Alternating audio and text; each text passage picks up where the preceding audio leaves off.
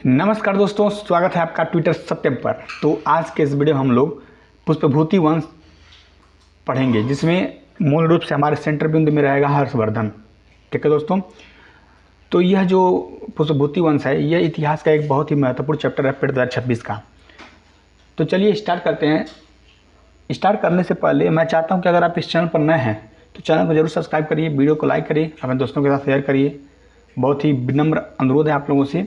बहुत से ऐसे बच्चे हैं जो मेरे वीडियोज़ को देख रहे हैं परंतु वीडियो को लाइक नहीं कर रहे हैं और दोस्तों के साथ शेयर भी नहीं कर रहे हैं अपने, और साथ साथ चैनल को सब्सक्राइब भी नहीं कर रहे, बस वीडियोज़ को देख रहे हैं।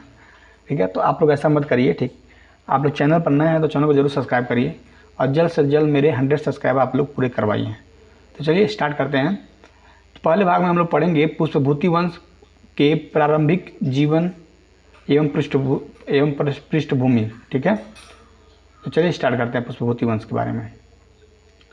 हर्षवर्धमान पुष्पभूति वंश के संस्थापक कौन है? देखिए, पुष्पभूति वंश को ही वर्धमान वंश भी कहा जाता है। ठीक है दोस्तों, तो पुष्पभूति वंश का संस्थापक किसे माना जाता है? तो पुष्पभूति को माना जाता है। पुष्पभूति वंश की प्रारंभिक राजधानी क्या थी? तो थानेश्वर थी। थानेश्वर वर्तमान में कहाँ पड़ता है? हरियाणा में पड़ता है। पुष्पभूति वंश का पहला स्वतंत्र साम्राज्ञी संग्रामी एवं प्रभावशाली राज्य कौन सा था? तो प्रभाकर वर्धन था। प्रभाकर वर्धन ने कौन सी उपाधि धारण की थी? तो प्रभाकर वर्धन ने परम भटनागर और महाराजाधिराज की उपाधि धारण की थी। प्रभाकर वर्धन की पत्नी हर्षवर्धन की माता का क्या नाम था? तो यशोमती था। प्रभाकर वर्धन के कितने पुत्र और पुत्रियां थीं? तो देखिए, 2 पुत्र थे, एक का नाम था राज्यवर्धन, दूसरे का नाम था हर्षवर्धन, तथा एक पुत्री थी जिसका नाम था राजश्री। ठीक है, प्रभाकर वर्धन की। हर्षवर्धन का जन्म कब हुआ? तो लगभग 590 ईस्वी में हुआ था। हर्षवर्धन के बड़े भाई का क्या नाम था? तो राज्यवर्धन, ये द्वितीय था, दूसरा भाई था। हर्षवर्धन की बहन राजश्री का विवाह किसके साथ हुआ? तो कन्नौज के मखौरी राजा गिरिवर्मन के साथ हुआ था। गिरिवर्मन की हत्या किसने की थी? तो गिरिवर्मन की हत्या मालवा के शासक देवगुप्त ने किया था। मालवा के शासक देवगुप्त ने किया था। देवगुप्त का सहयोगी यानी बंगाल नरेश, यानी बंगाल का जो राजा था, वो गौड़ शासक था। कौन था? तो वो था शशांक। ठीक है, वो देवगुप्त का एक बहुत ही परम मित्र हुआ करता था। ये बंगाल में शासन क्या करता था? इसका नाम था शशांक, जो गौड़ नरेश शशांक कहलाता था। राजश्री की को बंदी बनाकर कहाँ के कारागार में डाला गया था? तो कन्नौज के कारागार में डाला गया था। देवगुप्त को युद्ध में किसने पराजित कर मार डाला? तो राज्यवर्धन। ठीक है, तो राज्यवर्धन ने देवगुप्त को युद्ध में पराजित करके मार डाला था। और ये हर्षवर्धन के बड़े भाई थे।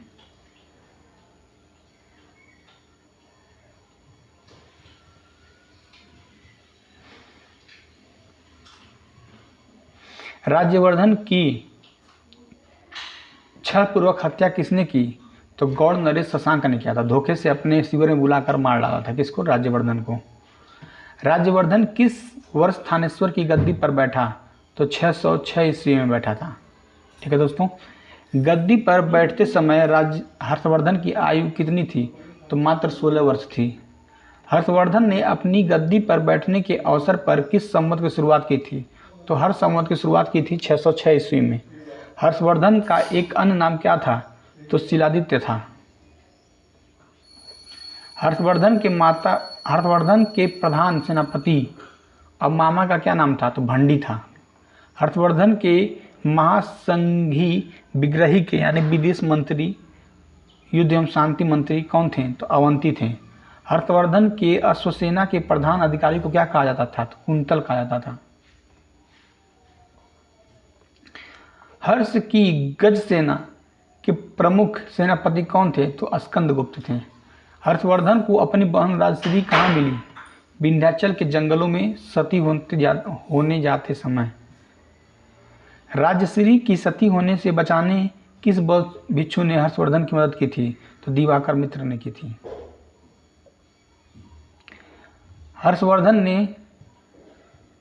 हर्षवर्धन ने थानेश्वर के बाद अपनी नई राजधानी क्या बनाई थी? कन्नौज बनाया था। हर्षवर्धन ने राजधानी थानेश्वर से कन्नौज क्यों स्थानांतरित किया? तो अपनी बहन के राज्य मखौरी की रक्षा करने के लिए और प्रशासनिक सुविधा के लिए अपनी राजधानी को कन्नौज स्थानांतरित किया था। गौड़ शासक शशांक किस धर्म का अनुयायी था? तो शैव धर्म का अनुयायी था।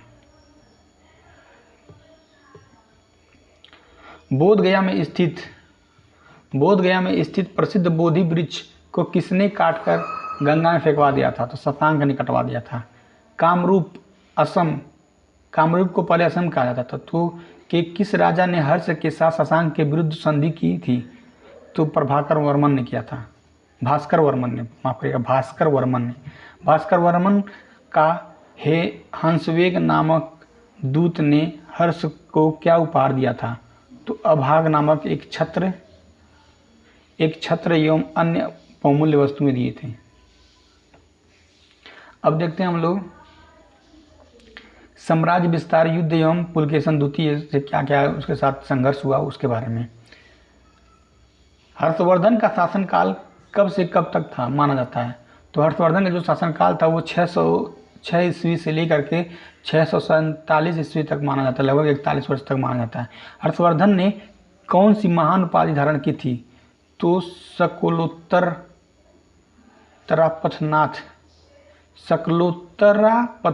नामक उपाधि धारण की थी। उत्तर भारत का स्वामी एवं परम भटनागर की भी उपाधि धारण की थी। किसने? हर्षवर्धन ने। हर्षवर्धन का दक्षिण भारत में विस्तार किस नदी के तट पर रुक गया? तो नर्मदा नदी के तट पर रुक गया। नर्मदा नदी के तट पर हर्षवर्धन को किस चालुक्य राजा ने पराजित किया? तो पुलकेशन द्वितीय, जो चालुक्य वंश का था, यानी और चालुक्य वंश को ही बादामी या वातापी वंश भी कहा जाता है। तो पुलकेशन द्वितीय के दक्षिण अभियान में नर्मदा नदी के तट पर पुलकेशन द्वितीय ने उसको रोक दिया। हर्षवर्धन और पुलकेशन द्वितीय के बीच युद्ध कब हुआ? तो लगभग 618 से 634 ईस्वी के बीच में हुआ था हर्षवर्धन और पुलकेशन द्वितीय के बीच में युद्ध। हर्ष और पुलकेशन द्वितीय के युद्ध की जानकारी किस अभिलेख में मिलती है? तो ऐहोल अभिलेख में मिलती है। ऐहोल अभिलेख का रचयिता कौन है? तो रविकृति पुलकेशन द्वितीय का दरबारी कवि था, उसी ने ऐहोल अभिलेख को लिखा था। ऐहोल अभिलेख किस भाषा और किस लिपि में लिखी गई है? तो संस्कृत भाषा और दक्षिणी ब्राह्मी लिपि में लिखी गई है। पुलकेशन द्वितीय ने हर्ष को हराने के बाद कौन सी उपाधि धारण की थी? तो परमेश्वर की उपाधि धारण की थी। हर्षवर्धन ने वो पूर्व में किस क्षेत्र पर पूर्ण अधिकार कर लिया था? तो मगध, उड़ीसा, जो उसको पहले उत्कल के नाम से जाना जाता था, और गौड़ बंगाल को क्या क्या था? अपने अधिकार क्षेत्र में ले लिया था। हर्षवर्धन ने वल्लभी गुजरात के किस शासक को पराजित किया था? तो ध्रुवसेन द्वितीय को पराजित किया था। ध्रुवसेन द्वितीय को पराजित करने के बाद हर्ष ने क्या किया? तो अपनी पुत्री का विवाह उससे कर दिया। ठीक है, अपनी पुत्री का विवाह उससे कर दिया। हर्षवर्धन ने कश्मीर के शासक से बुद्ध का कौन सा अवशेष प्राप्त किया था? तो बुद्ध का दांत का अवशेष प्राप्त किया था हर्षवर्धन ने कश्मीर के शासक से। हर्षवर्धन के समय पंजाब, सिंध, नेपाल और कश्मीर की क्या स्थिति थी? तो यह हर्ष के प्रत्यक्ष नियंत्रण से बाहर, परंतु उसके प्रभाव क्षेत्र में था। ठीक है, हर्ष का साम्राज्य उत्तर में हिमालय से दक्षिण के किस नदी तक फैला हुआ था? तो नर्मदा नदी के तट पर फैला हुआ था। नर्मदा से आगे पुलकेशन द्वितीय ने नहीं जाने दिया।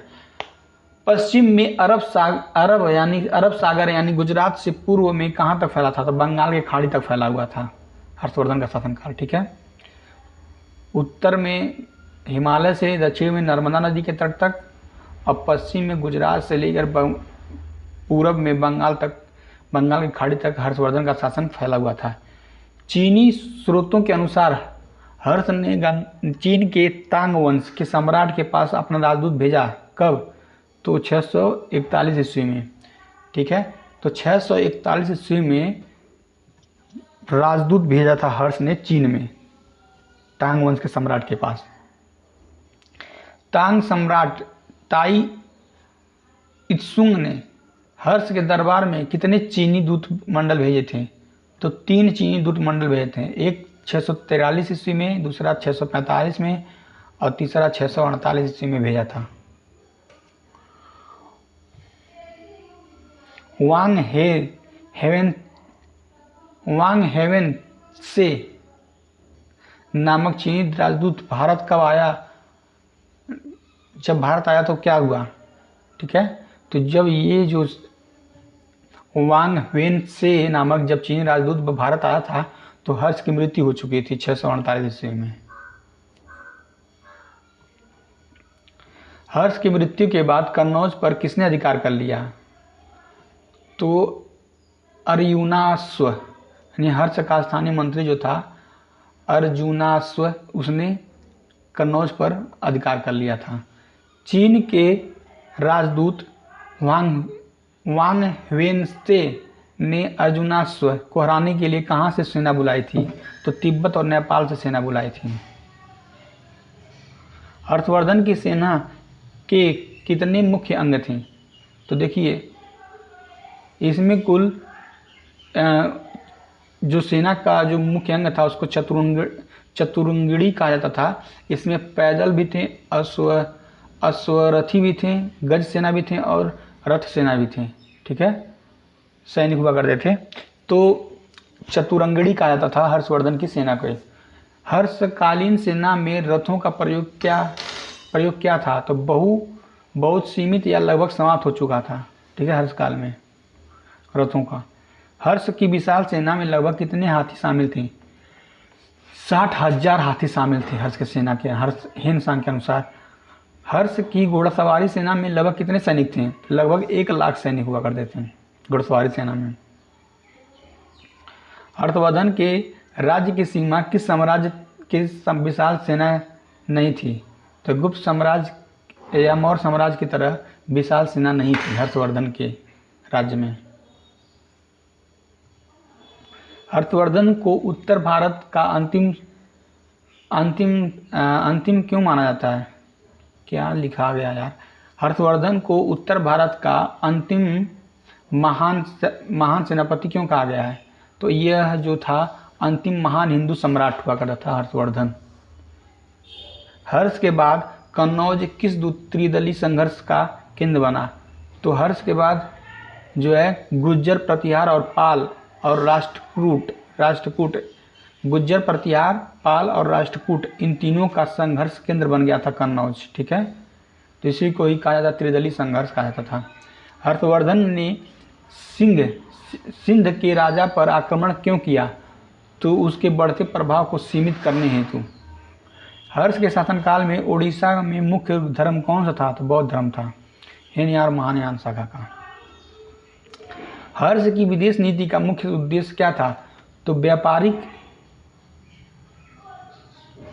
व्यापारिक और कूटनीतिक संबंध मजबूत करना। ठीक है, विदेश नीति का मुख्य उद्देश्य हुआ करता था। हर्षवर्धन के सैन्य शिविरों को क्या कहा जाता था? तो इसको कहा था जय स्कंदवार कहा जाता था।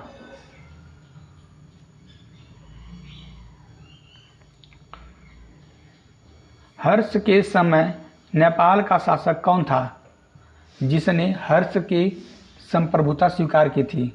तो अंशुवर्मन ने था। अंशुवर्मन जो था वह उस समय नेपाल का शासक हुआ करता था जिसने हर्ष का संप्रभुत्व स्वीकार किया था। ऐहोल प्रशस्ति में रविकृति ने किसकी तुलना कालिदास और भारवी से किया था? तो स्वयं को। ठीक है, स्वयं को उसने कालिदास और भारवी से किया था अपनी तुलना। हर्ष के विजय अभियानों का मुख्य विशेषता क्या थी? त्वरित प्रहार और संधि व्यवस्था। अब आते हैं हम लोग हेनसांग की भारत यात्रा के विवरण के बारे में पढ़ेंगे। प्रसिद्ध चीनी बौद्ध यात्री हेनसांग किसके शासनकाल में भारत आया था? तो हर्षवर्धन के शासनकाल में भारत आया था। हेनसांग किस वर्ष भारत पहुंचा था? तो लगभग 629 से 630 वर्ष के बीच में भारत पहुंचा था।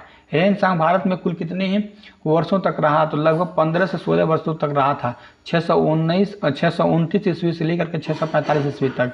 हेनसांग की प्रसिद्ध यात्रा वृत्तांत पुस्तक का नाम क्या था? तो सी यूकी था।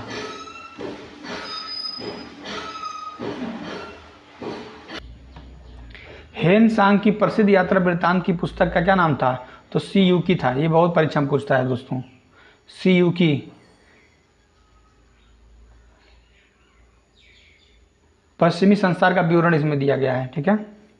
हेन सांग को किस अन्य नाम या उपाधि से जाना जाता है? तो यात्रियों का राजकुमार के नाम से जाना जाता है, और भी उसके कई नाम हैं, जैसे शाक्य मुनि भी कहा जाता है, और वर्तमान में इसको नीति का पंडित भी कहा जाता है, ठीक है। हेन सांग का मुख्य भारत आने का उद्देश्य क्या था? तो नालंदा में बौद्ध धर्म ग्रंथों का अध्ययन एवं बौद्ध स्थलों की यात्रा करना हेन सांग का मुख्य उद्देश्य था भारत आने का। हेन सांग के समय नालंदा विश्वविद्यालय के कुलपति कौन हुआ करते थे? तो आचार्य शीलभद्र हुआ करते थे। हेन सांग ने नालंदा विश्वविद्यालय में कितने वर्षों तक अध्ययन किया था? तो लगभग 5 से 6 वर्षों तक अध्ययन किया था। हेन सांग ने हर्षवर्धन को किस नाम से पुकारा था? तो फेन सीए यानी शिलादित्य के नाम से भी पुकारा था, ठीक है। फेन सीए और शिलादित्य के नाम से पुकारा था हेन सांग ने हर्षवर्धन को। हेन सांग के अनुसार हर्ष की दिनचर्या कितने भागों में बटी हुई थी? तो देखिए भाई, यहाँ पे मैंने जो टाइपिंग हुआ है ना, उसमें एक भाग नहीं लिखा हूँ, ठीक है। तो उसकी दिनचर्या जो थी 3 भागों में बटी हुई थी। पहला भाग था राज्य के कार्य, दूसरा भाग था धार्मिक कार्य। हेन सांग ने भारत के किस राज्य को कन्नौज के रूप में बहुत समृद्ध बनाया था? तो महोदय। अब महोदय जो था उसको महोदय श्री जो था कन्नौज का दूसरा नाम था, जिसको महोदय श्री के नाम से जाना जाता था, ठीक है। तो कन्नौज को बहुत ही समृद्ध बनाया था हेन सांग ने। हेन सांग के अनुसार भारत की सूती वस्त्रों का मुख्य केंद्र कौन सा था? तो मथुरा हुआ करता था। हेन सांग ने वाराणसी को किस वस्तु के उत्पादन का केंद्र बनाया था? तो रेशमी वस्त्र के उत्पादन का केंद्र बनाया था। हेन सांग के अनुसार भारत में क्षुद्रों की मुख्य व्यवसाय क्या था? तो कृषि था। हेन सांग ने भारत के किस वर्ग समुदाय को शहर से बाहर रहने वाला बताया था? तो चांडाल बताया था। हेन सांग के अनुसार भारत में न्याय व्यवस्था में दंड विधान कैसा था? तो गुप्त काल के तुलना में अधिक कठोर, अंग भंग और देश निकाला ऐसे प्रकार के मतलब दंड दिए जाते थे। हेन सांग ने किस नदी से कूदकर सती होने का प्राण त्यागने की प्रथा का उल्लेख किया था? तो गंगा और यमुना संगम में मतलब प्रयाग में कूद करके प्राण त्यागने का प्रथा का उल्लेख किया है। हेन सांग के भारत से लौटते समय हर्ष ने उसे कौन सी सुरक्षा अधिकारी दिया था? तो राजा उदित के नेतृत्व में एक रक्षक दल भेजा था। हेन सांग अपने साथ भारत से क्या ले गया था? तो बुद्ध की स्वर्ण रजत और चंदन की मूर्तियां और 657 पांडुलिपि ग्रंथियों को लेकर गया था, ठीक है हेन सांग। तो हेन सांग जो है बुद्ध की स्वर्ण रजत और चंदन की मूर्तियां और 657 पांडुलिपि ग्रंथ ले गया था। हेन सांग की जीवनी किसने लिखी थी? तो हेन सांग की जीवनी उसके मित्र हैवेली ने लिखा था। हेन सांग ने भारतीय समाज को कितने वर्णों में बांटा था? तो 4 वर्णों में बांटा था। हेन सांग ने सिंध के राजा को किस जाति वर्ण का बताया था? तो क्षुद्र का बताया था। हेन सांग ने बल्लभी के राजा ध्रुवसेन द्वितीय को क्या कहा? तो बौद्ध धर्म का दृढ़ अनुयायी और हर्ष का दामाद कहा था। हेन सांग के अनुसार भारत में कर की दर क्या थी? तो उपज का 1/6 भाग। हेन सांग ने किस स्थान पर बौद्ध सभा का आयोजन किया था? तो कन्नौज और प्रयाग में। हेन सांग के अनुसार किस विश्वविद्यालय में प्रवेश के लिए द्वारपालक कठिन परीक्षा लेते थे? तो नालंदा विश्वविद्यालय में। नालंदा में प्रवेश पाने वाले छात्रों की सफलता का दर क्या थी? तो केवल 20% से 30% थी। हेन सांग जब भारत आया तो उसने जलमार्ग का प्रयोग किया था या स्थल मार्ग?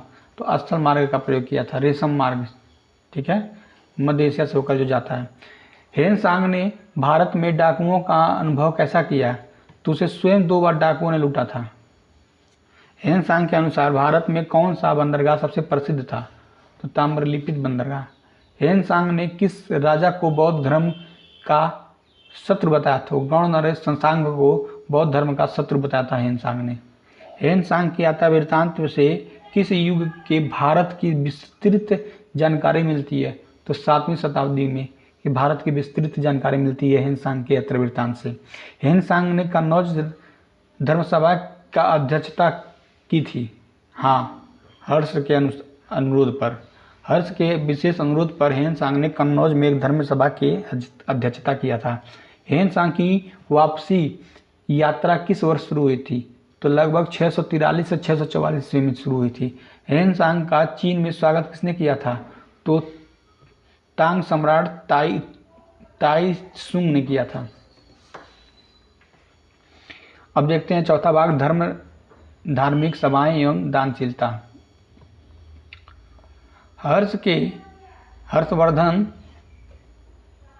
हर्षवर्धन प्रारंभ में किस हिंदू देवता का परम भक्त हुआ करता था? तो वह सूर्य और शैव धर्म का परम भक्त हुआ करता था। हर्षवर्धन के पूर्वज किस देवता के उपासक थे? तो सूर्य देवता के उपासक थे। हर्षवर्धन ने बाद में किस धर्म को अपना लिया? तो बौद्ध धर्म के महायान शाखा को अपना लिया था। हर्ष को बौद्ध धर्म की महायान शाखा की ओर किसने प्रेरित किया था?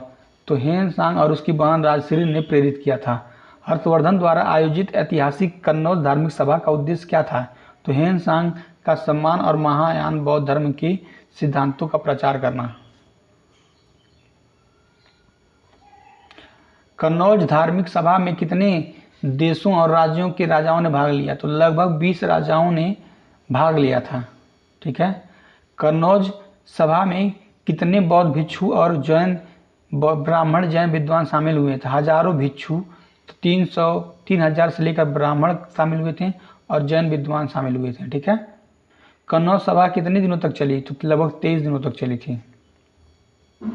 कन्नौज सभा के दौरान क्या अप्रिय घटना हुई? तो पंडाल में आग लग गई और हर्ष पर जानलेवा हमला हुआ। हर्ष पर हमला करने के षड्यंत्र में किन लोगों का हाथ पाया गया? तो कट्टरपंथी ब्राह्मणों का, जिन्होंने बाद में देश से निकाल दे दिया गया था। प्रयाग के महामोक्ष परिषद का आयोजन हर्ष कितने वर्षों में कराता था? तो प्रत्येक 5 वर्षों में कराता था। हर्षवर्धन ने अपने शासनकाल में कुल कितनी मोक्ष परिषदों का आयोजन किया? 6 महामोक्ष परिषदों का आयोजन किया था हर्ष ने।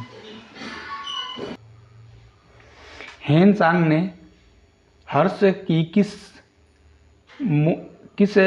महामोक्ष परिषद में भाग लिया था?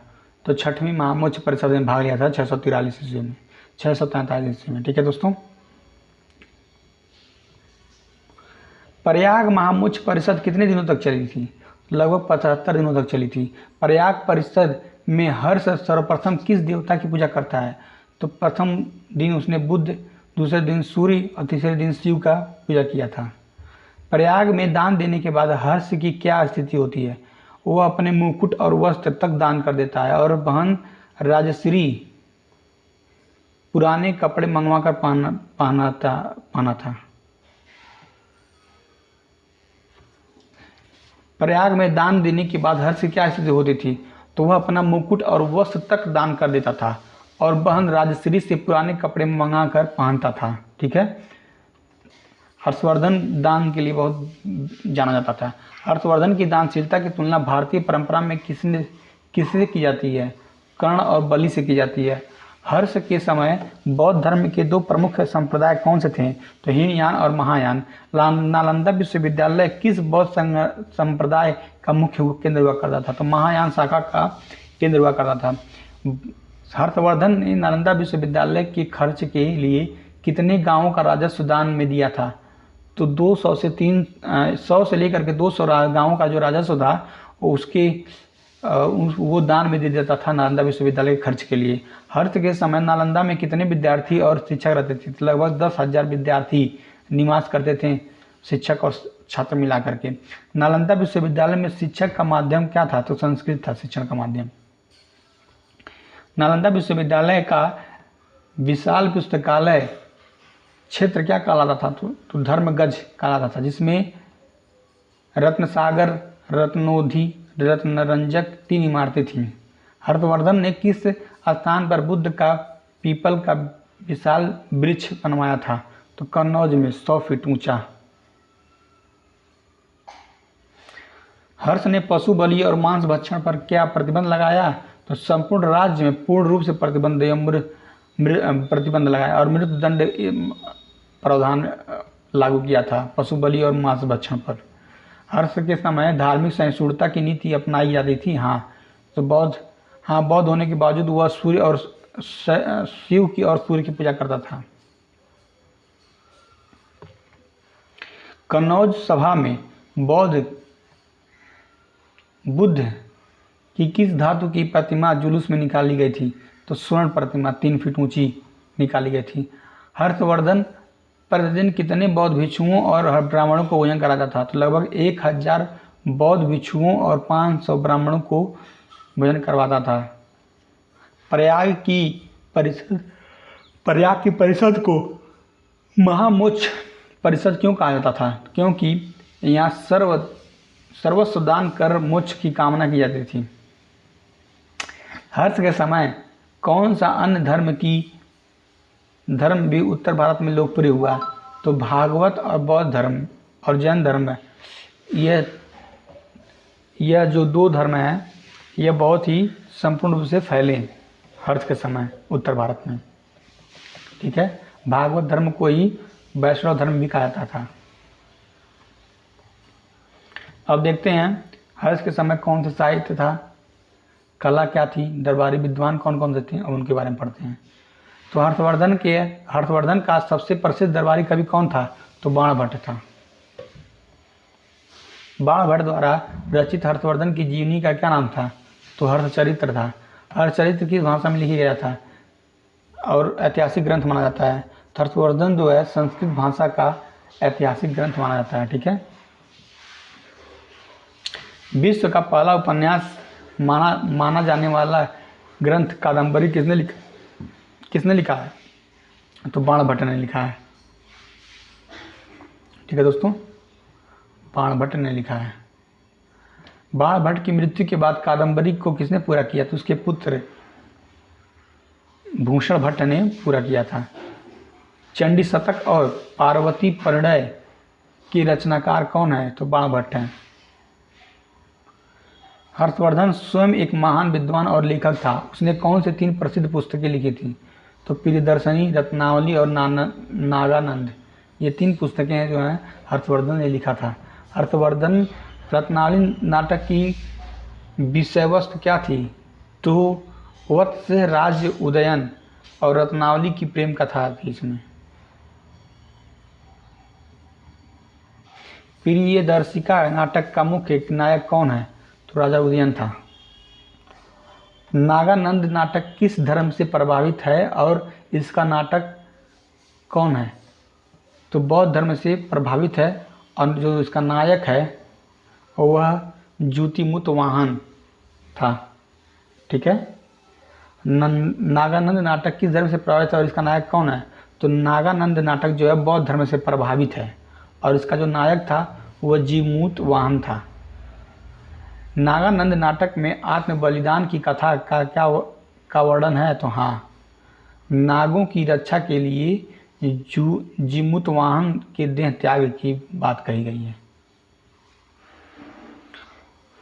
किस इतिहासकार या विद्वान ने आरोप लगाया कि हर्ष के नाटक धावक नाम के कवि ने लिखे हैं? तो काव्य प्रकाश के लेखक मम्मट ने यह आरोप लगाया है। हर्ष के दरबार में रहने वाले मयूर ने कौन सी पुस्तक लिखी थी? तो सूर्य शतक नामक पुस्तक लिखी थी। ठीक है, हर्ष के दरबार में रहने वाले मयूर ने सूर्य शतक नामक पुस्तक लिखी थी। कवि मयूर और बाणभट्ट के बीच क्या संबंध था? तो मयूर और बाणभट्ट के ससुर माने जाते हैं। ठीक है, मातंग, दिवाकर और भृतहरि किस राजा के समकालिक दरबारी थे?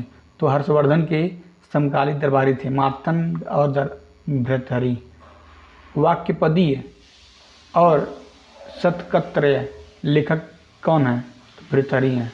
वाक्यपदी और शतकत्रय त्रय के लेखक भृतहरि हैं। ठीक है। हर्षवर्धन को साहित्य में उसकी उदारता के कारण क्या कहा जाता है? तो साहित्यिक राजा या कवियों का आश्रयदाता कहा जाता है। बाणभट्ट ने हर्ष को क्या उपाधि दी थी? तो सर्वदी अद्भुत सम्राट और सर्वदी पगामी कहा जाता है। हर्ष के अभिलेखों पर उसकी स्वयं की हस्तलिपि उत्कीर्ण है। तो हाँ, सुंदर अक्षरों में मम महाराजाधिराज और श्री हर्षस्य लिखा हुआ है। ठीक है, उसके लेखों पर, अभिलेखों पर। हर्षवर्धन के काल में कला की कौन सी शैली विकसित हुई? तो उत्तर भारतीय नागर शैली और बौद्ध स्थापत्य कला विकसित हुई थी। हर्षकालीन ताम्रपत्र अभिलेखों की लिपि क्या थी? तो वह थी सिद्धमातृका लिपि।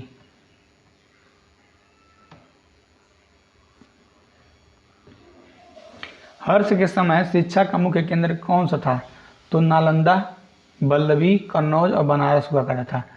गुजरात का वल्लभी विश्वविद्यालय किस बौद्ध शाखा का प्रमुख केंद्र था? तो हीनयान शाखा का। नालंदा विश्वविद्यालय में छात्रों से कोई फीस ली जाती थी? तो नहीं। शिक्षा, आवास और भोजन पूर्णतः निःशुल्क था। हर्षचरित्र कितने उच्छ्वासों में विभाजित था? तो 8 उच्छ्वासों में विभाजित था। हर्षचरित्र के पहले 3 उच्छ्वासों में बाणभट्ट ने किसका वर्णन किया है? तो अपनी स्वयं की आत्मकथा का वर्णन किया है। ठीक है। बाणभट्ट का जन्म किस नदी के तट पर स्थित प्रतिकूटा गांव में हुआ था? तो सोन नदी के तट पर हुआ था। हर्षवर्धन अपनी आय का कितना भाग साहित्य और विद्वानों के संरक्षण पर खर्च करता था? तो 1/4 भाग। हर्ष के दरबार में न्यायविद कौन थे? तो हरिदत्त थे। हर्षवर्धन के 3 नाटकों में से कौन सा नाटक सबसे लोकप्रिय और पूर्ण माना जाता है? तो रत्नावली। अब देखते हैं हम लोग प्रशासन, अर्थव्यवस्था, अभिलेख एवं पतन। ठीक है। पुष्पभूति वंश के अब हम लोग प्रशासन, अर्थव्यवस्था और अभिलेखों एवं पतनों के बारे में पढ़ेंगे। ठीक है। हर्षवर्धन की प्रशासनिक व्यवस्था का मूल आधार क्या था? तो राजतंत्रात्मक एवं विकेंद्रीकृत था। हर्ष के काल में साम्राज्य की सबसे बड़ी प्रशासनिक इकाई क्या थी? तो भुक्ति थी, प्रांत। भुक्ति प्रांत के शासक राज्यपाल को क्या कहा जाता था? तो राष्ट्रीय, उपारिक और लोकपाल कहा जाता था। भुक्ति यानी प्रांत को किसमें विभाजित किया गया था? तो विषय यानी कि जिला या जिल्ला, इसी कोई जिला कहा जाता था। ठीक है, उसमें बांटा गया था। यानी प्रांत को विषय में बांटा गया था। विषय के प्रधान अधिकारी को क्या कहते थे? तो विषयपति कहा जाता था। विषय के नीचे की प्रशासनिक इकाई को क्या कहते थे? तो पाठक कहा जाता था, यानी तहसील कहा जाता था। ठीक है। प्रशासन की सबसे छोटी इकाई कौन सी थी? तो ग्राम थी, यानी गांव। ग्राम प्रशासन का मुख्य अधिकारी क्या कहलाता था? तो ग्रामा छपटलिक कहा जाता था। ठीक है, ग्रामा छपटलिक। हर्ष के समय आय का मुख्य स्रोत क्या था? तो भू राजस्व था। हर्षकालीन कर व्यवस्था में भाग का क्या अर्थ है? तो भूमि का कर उपज का लगभग 1/6 भाग हुआ करता था। हर्षकाल में हिरण्य कर किस रूप में लिया जाता था? नगद रूप में लिया जाता था। बलि कर किस प्रकार का कर था? तो एक अनिवार्य या धार्मिक अतिरिक्त कर था। हर्षवर्धन के काल में राज्य की आय को कितने भागों में बांटा गया था? तो 4 भागों में बांटा गया था।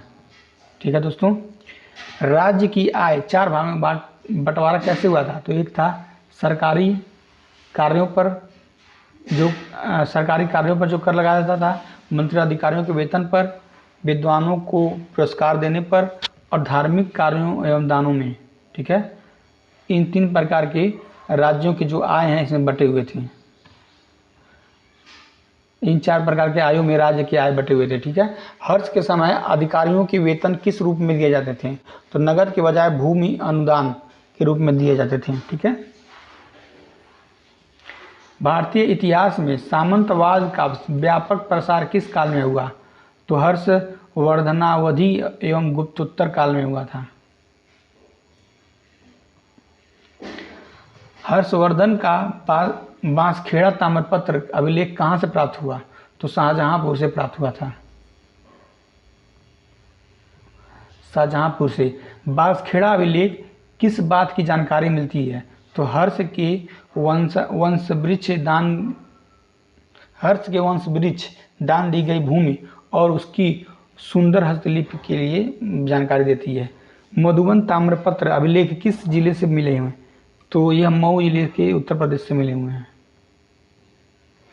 मधुबन और बांसखेड़ा अभिलेख में हर्ष की किस भाई का उल्लेख है? तो राज्यवर्धन की गौड़ नरेश पर विजय से संबंधित है। ठीक है। नौसारी ताम्रपत्र अभिलेख का संबंध किससे है? तो गुर्जर चालुक्य से संबंधित है। ये हर्षवर्धन के काल में सिंचाई के लिए किस साधन का उपयोग होता था? तो जलपंप या रहट। बाणभट्ट ने हर्षचरित्र में सिंचाई के लिए किस शब्द का प्रयोग किया है? तुला यंत्र के प्रयोग किया। हर्ष काल में गुप्तचरों को क्या कहा जाता था? तो कहा जाता था सर्वत या सर्प, सर्वगत या सर्प। हर्षवर्धन के समय पुलिसकर्मी सिपाही को क्या कहा जाता था? तो चाट और भाट कहा जाता था। पुलिस विभाग के उच्च अधिकारी को क्या कहते थे? तो दंडपाशिक या दंडाधिकृत कहा जाता था। हर्ष के काल में कर वसूलने वाले अधिकारी को क्या कहते थे? तो भोगिक या षडाधिकृत कहा जाता था। षष्ठाधिकृत। दस्तावेजों को सुरक्षित रखने वाले अधिकारी को क्या कहा जाता था? तो महाअक्षपटलिक कहा जाता था। हर्षवर्धन की मृत्यु कब हुई? तो 647 ईस्वी में हुआ था। हर्षवर्धन की मृत्यु के समय उसका कोई उत्तराधिकारी था नहीं, वह पुत्रहीन मरा था। हर्ष की मृत्यु के साथ किस वंश का अंत हो गया? तो पुष्पभूति वंश का अंत हो गया। हर्ष के पतन के बाद उत्तर भारत में किस राजनीतिक स्थिति का जन्म हुआ? तो राजनीतिक विकेंद्रीकरण और मत्स्यान्याय अराजकता का जन्म हुआ। ठीक है। राजनीतिक विकेंद्रीकरण और अराजकता का जन्म हुआ। हर्षवर्धन के सिक्कों पर मुख्य रूप से किसका चित्र अंकित है? तो शिव और पार्वती और उमा महेश्वर के ही चित्र अंकित है। हर्ष का सोनपत ताम्रपत्र किस धातु की मुहर के साथ मिला है? तो तांबे की मुहर के साथ मिला है। ठीक है। जिस पर गरुड़ और शिव वाहन नंदी के अंकन है। हर्ष के काल में कैसे शब्द का प्रयोग किसके लिए किया जाता था? तो रेशम की वस्तुओं के लिए किया जाता था। हर्षवर्धन को किस विदेशी इतिहासकार ने भारत का अंतिम महान हिंदू राजा कहा था? तो कई आधुनिक के भारतीय जो इतिहासकार हैं और पाश्चात्य इतिहासकारों जैसे स्मिथ ने भी कहा है कि हर्षवर्धन जो है भारत का अंतिम महान हिंदू राजा था। हर्ष की प्रशासनिक व्यवस्था गुप्त शासन की तुलना में कैसी थी? तो अधिक सामंती और विकेंद्रित थी। हर्षवर्धन के समय अंतर्राष्ट्रीय व्यापार का मुख्य केंद्र और बंदरगाह क्या था? तो ताम्रलिप्त बंदरगाह था। ठीक है। और भड़ौज जो था वो पश्चिम में था और ताम्रलिप्त पूर्व में था। हर्ष के शासनकाल में उत्तर भारत की राजनीतिक सत्ता का केंद्र प्रयाग पाटलिपुत्र से हटकर कहाँ स्थानांतरित हुआ? तो कन्नौज स्थानांतरित हुआ था, जिसे को महोदय श्री कहा जाता है। हर्षवर्धन के इतिहास को जानने के 3 मुख्य स्रोत कौन कौन से हैं? तो एक बाणभट्ट की कृति हर्षचरित, दूसरा हेनसांग की यात्रा वृत्तांत सीयूकी और तीसरा अभिलेख कौन कौन सी? बांसखेड़ा, मधुबन और ऐहोल। ये 3 प्रकार के अभिलेख जो हैं और हेनसांग की यात्रा वृत्तांत सीयूकी और बाणभट्ट की कृति है हर्षचरित, इन सभी से हर्षवर्धन के इतिहास को जानने के मुख्य स्रोत हैं। ठीक है दोस्तों, तो यहीं पे ये वीडियो ख़त्म होता है। अगर आपको ये वीडियो पसंद आया, पुष्पभूति वंश जिसमें हम लोग हर्षवर्धन को सेंटर में रख के पढ़ाई किए हैं, अगर आपको ये वीडियो पसंद आया तो वीडियो को लाइक कर सकते हैं, अपने दोस्तों के साथ शेयर कर सकते हैं, और चैनल पर नए हैं तो चैनल को जरूर सब्सक्राइब करिए। धन्यवाद दोस्तों, जय हिंद।